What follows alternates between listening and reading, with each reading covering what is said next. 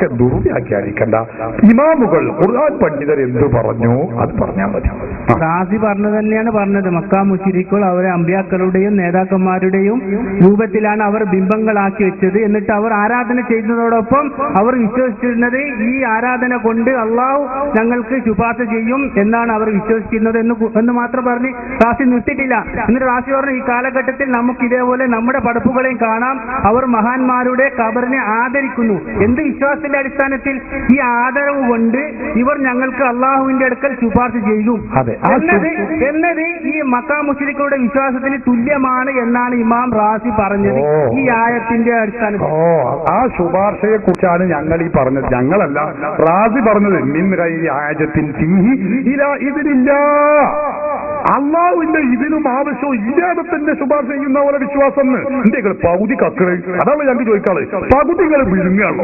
പകുതി മാത്രമല്ലേ പറയുന്നുള്ളൂ? അത് അബദ്ധമാണ് എന്നാ ഞങ്ങൾ പറഞ്ഞത്. മുഴുവൻ നിങ്ങൾ പഠിക്കൂ, മുഴുവൻ നിങ്ങൾ മനസ്സിലാക്കൂ, ഇതല്ലേ ഞങ്ങൾ പറഞ്ഞത്. ഇവരെ മറുപടിക്കാ ഖുർആൻ പറഞ്ഞത്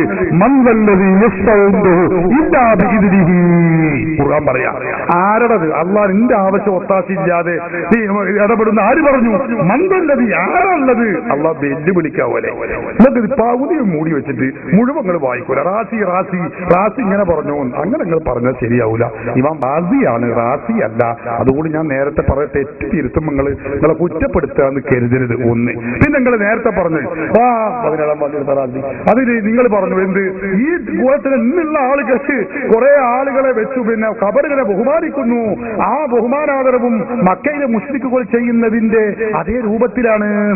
ഇമാം റാസി ആ പറയുന്നത് മക്കയിലെ മുശ്രിക്കുകൾ ചെയ്ത പ്രവർത്തനത്തിന്റെ നെളീറായി, നെളീർ എന്ന് പറഞ്ഞാൽ തുല്യമായി ആരാധിച്ചിരുന്ന ചില ആളുകളുണ്ട്. അവരെ കുറിച്ചാണ് ആ പറഞ്ഞത്. അല്ലാതെ സുന്നികൾ ചെയ്യുന്ന മഹാത്മാക്കളുടെ ഖബറുകൾ ചെന്നുകൊണ്ട് മഹാത്മാക്കളുടെ ഖബറ്, അലിയുൽ കൂഫിയുടെ ഖബറ്, അല്ലെങ്കിൽ മമ്പുറത്ത് പുത്തമ്പള്ളിയിൽ അവിടൊക്കെ ചെന്നുകൊണ്ട് മഹാത്മാക്കളുടെ ഖബറിനെ നമ്മൾ ആ ഖബറിന്റെ സമീപത്ത് വെച്ചുകൊണ്ട് തവസ്സുലും ഇസ്തിഗാസയും ചെയ്യുന്നുണ്ട്.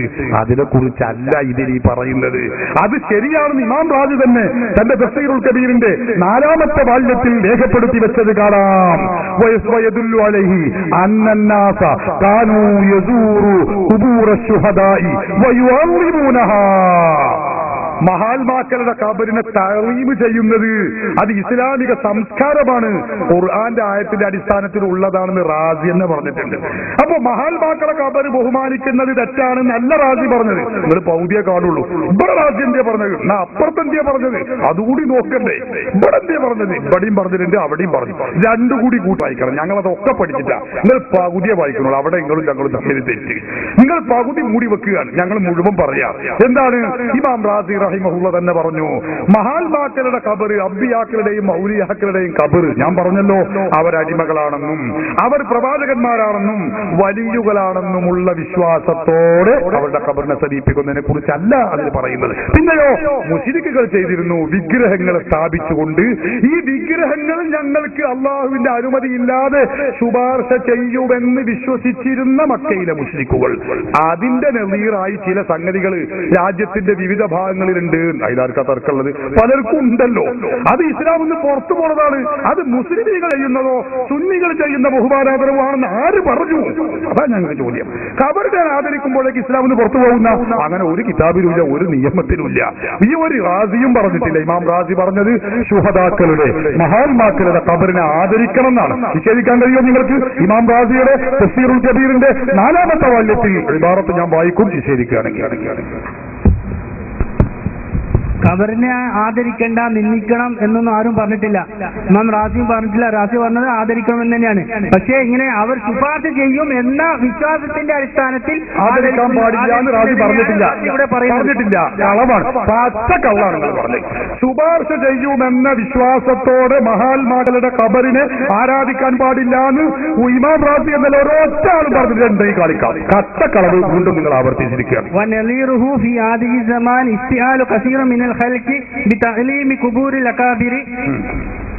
അലാ ഇത്തിഖാദി ഇന്നഹും ഇദാ അല്ലമു ഖുബൂറഹും ഫഇന്നഹും യകൂനു ശുഫാഉ ലഹും ഇൻദല്ലാഹ്.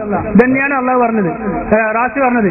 എന്താ ഇതിൽ പറഞ്ഞത്? ഈ കാലഘട്ടത്തിലും മഹാന്മാരുടെ ഖബറുകളെ ആദരിക്കുന്നതിന്, എന്തിന്റെ വിശ്വാസത്തിൽ ഇവർ ഞങ്ങൾക്ക് ശുപാർശ ചെയ്യും എന്ന് ആദരിക്കുന്നതിനെ ഇതിനോട് തുല്യപ്പെട്ടിട്ട് റാസി പറയുന്നത്. നിങ്ങൾ പൗതി മൂടുകയുള്ളൂ. നിങ്ങൾ അതിലുള്ളത് മുഴുവൻ വായിച്ചിട്ടില്ലല്ലോ, ഇപ്പോൾ അർത്ഥം വെച്ചിട്ടില്ലല്ലോ. നിങ്ങളൊരു ആശയം വെക്കുക, എന്നിട്ട് നേരത്തെ ഉസ്താദിനെ അർത്ഥം പഠിച്ചോളൂ. നിങ്ങളെ പണ്ട് പയ്യോളിന് പഠിപ്പിച്ചതാണ്, നിങ്ങൾ മറന്നിക്കണ്. ഞാൻ മറന്നിട്ടില്ല. അന്ന് ഞാൻ ശരിക്കും പഠിപ്പിച്ചു വിട്ടതാണ്. അപ്പോൾ നിങ്ങൾ പകർന്ന് തിരിയാണ്, ഇതും പകർന്നിട്ട് ഈ താളീമുൽ കുബൂർ പറഞ്ഞിട്ട് നിങ്ങൾ കബറുമ്പോ തിരിയേണ്ടി വരും. എനിക്കറിയാം, പയ്യോളി തന്നെ നമ്മളെ പറഞ്ഞ് തന്നെ പയ്യോളി തന്നെയാണ് എനിക്ക് ഓർമ്മ ഉള്ളത്. ഞാൻ മറന്നിട്ടില്ല, എനിക്ക് നല്ല ഓർമ്മ. അൽഹംദുലില്ലാഹ്, അള്ളാഹു നിലനിർത്തി തരട്ടെ. അപ്പൊ ഞാൻ ഇതിന്റെ അർത്ഥം എന്ന് പറയാം. ഒന്ന് നിങ്ങൾക്ക് ഒന്നുകൂടി പഠിപ്പിച്ചു തരാം. അന്ന് ഞാൻ നന്നായി പഠിപ്പിച്ചതാണ്, വീണ്ടും ആവർത്തിക്കുകയാണ്. ആ ശ്രോതാക്കൾ ഉണ്ടെങ്കിൽ എന്നോട് തെറ്റിദ്ധരിക്കരുത്. വനദീറുഹു അർത്ഥം വെക്കാം. വനദീറുഹു അതിന് തുല്യമായത്. ഏതിന് തുല്യമായത്? ഏതിന് തുല്യമായത്? അതതിന് മുമ്പ് പറഞ്ഞത് ഇമാം റാസി.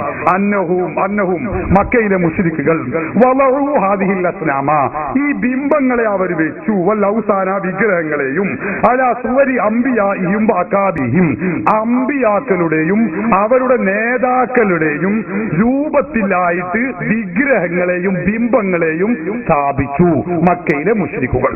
എന്നിട്ട് ഇമാം റാസി പറയുകയാണ്, മക്കയിലെ മുശ്രിക്കുകൾ വാദിക്കുകയും ചെയ്തു, അന്നഹും അവര് മതസ്തഗലൂബി ഇബാദത്തി ആദിഹി തമാസീലി ഈ ബിംബങ്ങൾക്കും വിഗ്രഹങ്ങൾക്കും ആരാധിക്കൽ കൊണ്ട് ജോലിയായാൽ, അതായത് ബിംബങ്ങൾക്കും ഈ വിഗ്രഹങ്ങൾക്കും ആരാധിച്ചാല് ഈ ബിംബങ്ങളും വിഗ്രഹങ്ങളും അവർക്ക് അള്ളാഹുവിന്റെ അരികിൽ ശുപാർശ ചെയ്യുമെന്ന് അവർ വിശ്വസിച്ചു. ഇങ്ങനെ മക്കയിലെ മുശ്രിക്കുകൾ ചെയ്തു. ശരിക്കും മനസ്സിലാക്കണം, മക്കയിലെ മുശ്രിക്കുകൾ ചെയ്തപ്പോ എന്താ? ബിംബങ്ങളെയും വിഗ്രഹങ്ങളെയും രൂപത്തിൽ അവരെന്ത് ചെയ്തു? കല്ലുകളെയും വിഗ്രഹങ്ങളെയും പിന്നെ അമ്പിയാക്കളുടെയും നേതാക്കളുടെയും രൂപത്തിൽ കല്ലുകളെയും ബിംബങ്ങളെയും ഉണ്ടാക്കി.